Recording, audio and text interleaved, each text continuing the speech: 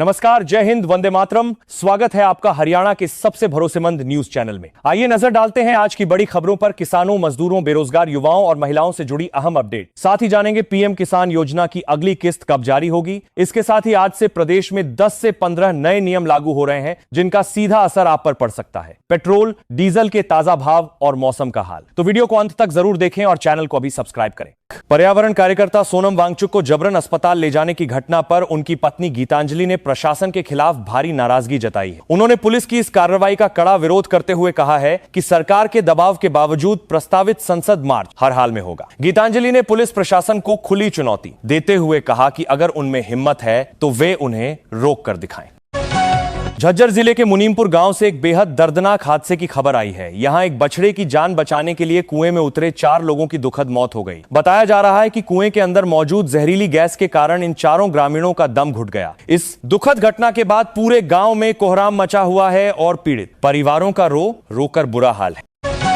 CJP अध्यक्ष अभिजीत दीपके ने सरकार पर गंभीर आरोप लगाते हुए एक बड़ा ऐलान किया है। उन्होंने दावा किया है कि सरकार उनके संगठन की आवाज को दबाने की कोशिश कर रही है। इसके जवाब में दीपके ने घोषणा की है कि वे अब अपना आंदोलन केवल दिल्ली तक सीमित नहीं रखेंगे। उन्होंने चेतावनी दी है कि अब देश के हर जिले में जंतर मंतर जैसी जगह बनाकर वहां विरोध प्रदर्शन किया जाएगा।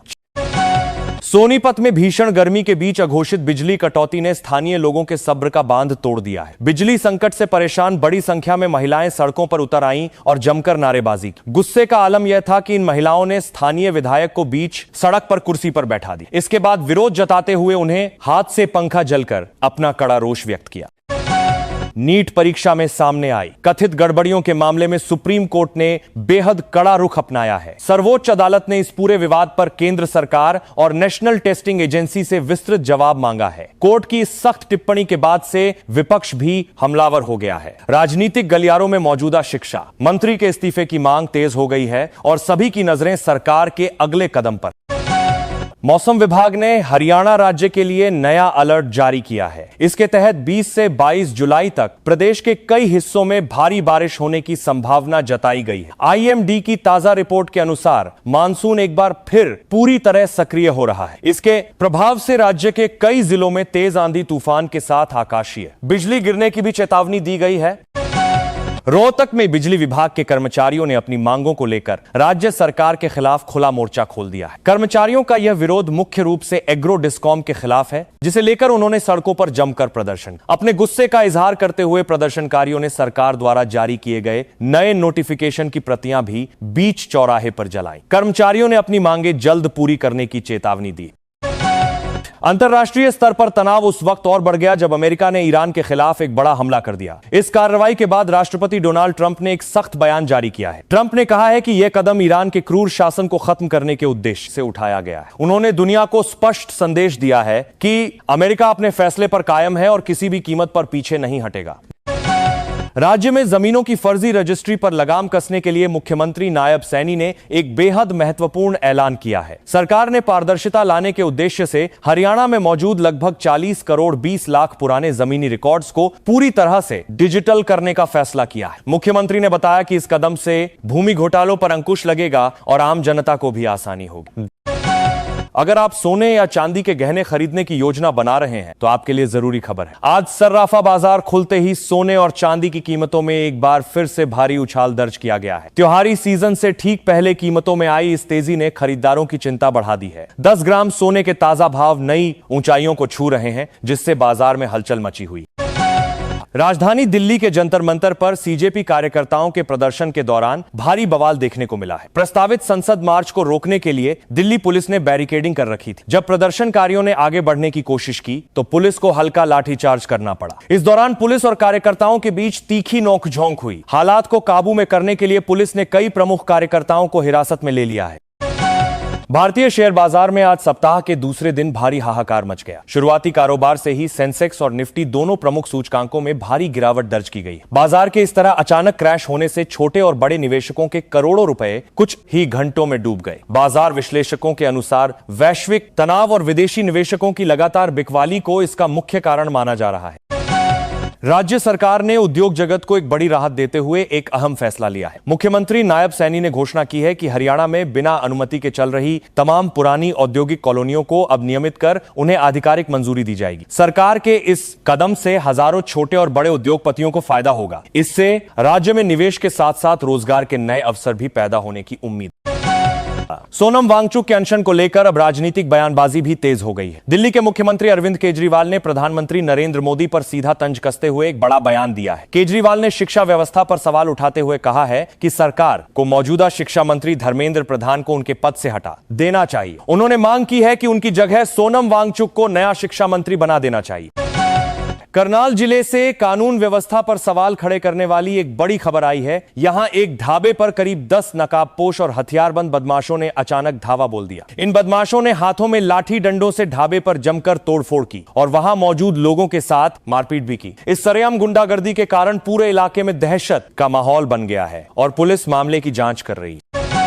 लगातार हो रही बारिश और खराब मौसम की मार अब आम आदमी की रसोई पर पड़ने लगी है। सब्जी मंडियों में आवक कम होने के कारण टमाटर और प्याज जैसी रोजमर्रा की सब्जियों की कीमतों ने लोगों को रुला कर रख दिया है। खुदरा बाजार में सब्जियों के दाम आसमान छू रहे हैं, जिससे आम जनता का घरेलू बजट पूरी तरह से बिगड़ गया है। व्यापारियों का कहना है कि मौसम साफ होने तक राहत की उम्मीद कम है। दिल्ली के सफदरजंग अस्पताल के बाहर पुलिस ने सुरक्षा व्यवस्था बेहद कड़ी कर दी। अनशन के बाद यहां भर्ती सोनम वांगचुक से मिलने आ रहे उनके कई समर्थकों को पुलिस ने अस्पताल के बाहर ही रोक दिया है। प्राप्त जानकारी के अनुसार वांगचुक के एक प्रमुख समर्थक मोहम्मद दीपक को भी पुलिस ने अंदर जाने की अनुमति नहीं दी। इसे लेकर समर्थकों और पुलिस के बीच हल्की बहस भी देखने को मिली। सरकारी नौकरी की तैयारी कर रहे युवाओं के लिए एक अच्छी खबर है। हरियाणा पुलिस कांस्टेबल भर्ती प्रक्रिया से जुड़ा एक नया और महत्वपूर्ण अपडेट जारी किया गया है। लिखित परीक्षा पास कर चुके लाखों उम्मीदवारों को लंबे समय से अपने फिजिकल टेस्ट की तारीखों का इंतजार था। विभाग द्वारा दी गई नवीनतम जानकारी के अनुसार जल्द ही फिजिकल स्क्रीनिंग टेस्ट का विस्तृत शेड्यूल आधिकारिक वेबसाइट पर अपलोड कर दिया जाएगा। खाड़ी देशों में युद्ध के हालात अब और भी ज्यादा गंभीर हो गए हैं। ईरान ने अमेरिका द्वारा किए गए हमले का कड़ा जवाब दिया है। ईरानी सेना ने मध्य पूर्व में स्थित कई अमेरिकी सैन्य ठिकानों को निशाना बनाते हुए दर्जनों बैलिस्टिक मिसाइलें दागी हैं। इस जवाबी कार्रवाई के बाद पूरे इलाके में रेड अलर्ट जारी दिया गया है। रक्षा विशेषज्ञों का मानना है कि इससे पूर्ण युद्ध छिड़ने की आशंका काफी बढ़ गई।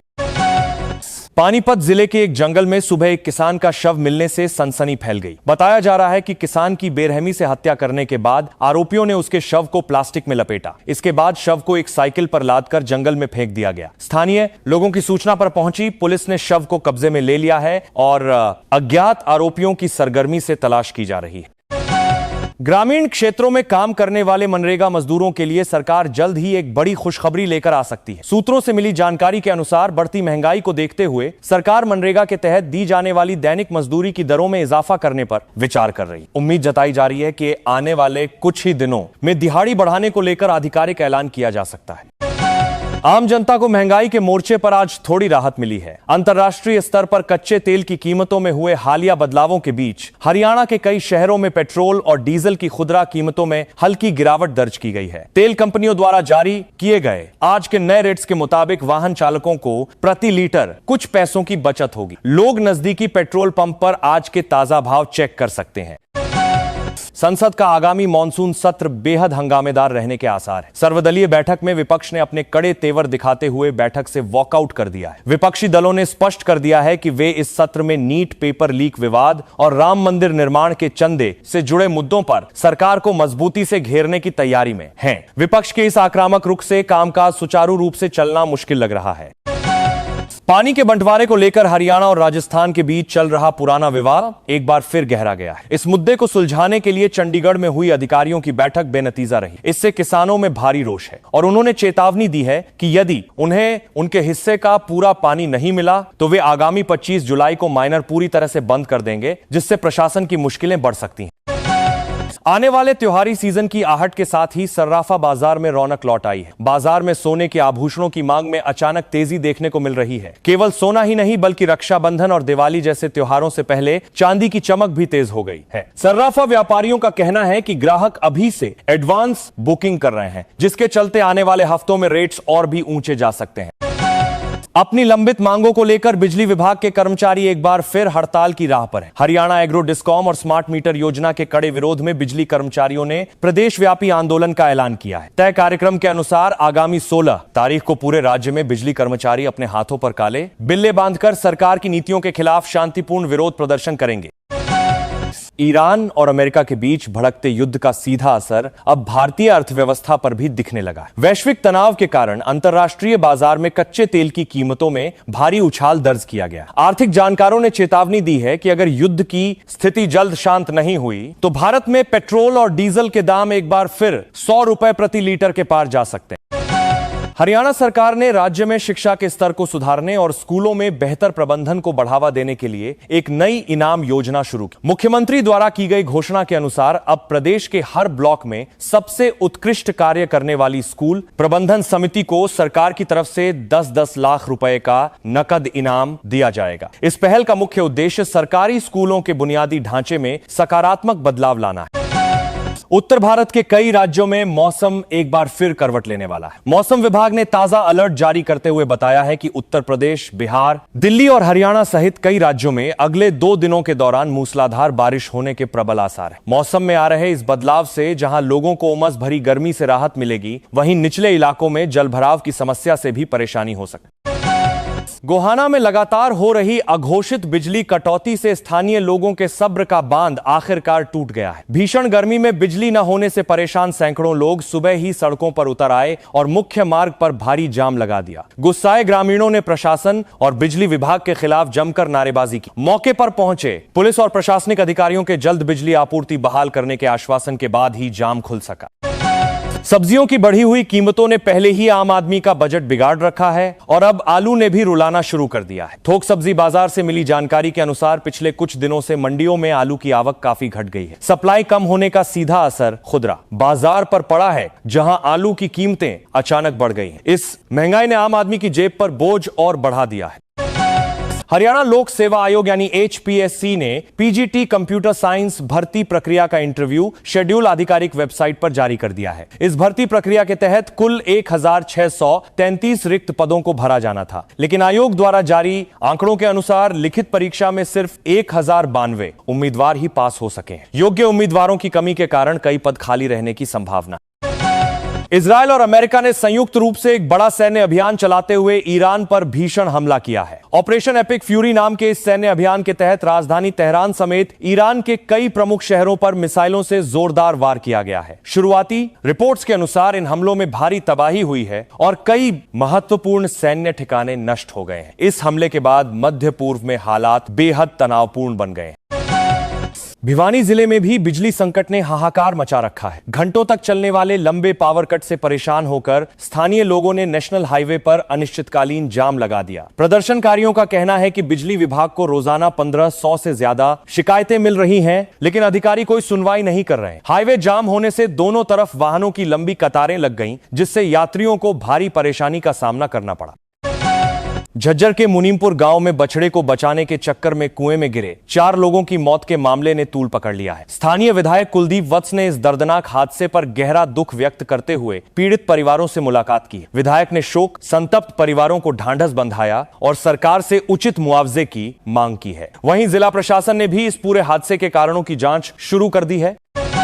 आगामी लोकसभा चुनावों को लेकर भारतीय जनता पार्टी ने हरियाणा में अपनी तैयारियां अभी से तेज कर दी हैं। पार्टी ने अब जमीनी स्तर पर मतदाताओं को जोड़ने के लिए अपने शक्ति केंद्रों पर फोकस करना शुरू कर दिया है। इसी रणनीति के तहत 21 जुलाई को पूरे राज्य में फैले 4729 शक्ति केंद्रों पर एक ही समय में विशाल बैठकें आयोजित की जाएंगी। इन बैठकों के जरिए पार्टी कार्यकर्ता जनता तक पहुंचेंगे। अब अंत में बात करते हैं आज के राशिफल की। मेष और वृषभ राशि वालों के लिए आज का दिन व्यापार में आर्थिक लाभ का रहेगा। मिथुन और कर्क राशि वाले जातकों को आज अपने स्वास्थ्य का विशेष ध्यान रखने की जरूरत है। सिंह और कन्या राशि वाले आज कोई नया और महत्वपूर्ण कार्य शुरू कर सकते हैं। तुला और वृश्चिक वालों को परिवार और मित्रों का पूरा सहयोग मिलेगा। धनु और मकर राशि के जातकों के लिए धन लाभ के प्रबल योग बन रहे हैं। वहीं कुंभ और मीन राशि वालों को आज अपनी वाणी पर संयम रखने और विवादों से बचने की सलाह दी जाती है। आपका दिन शुभ हो।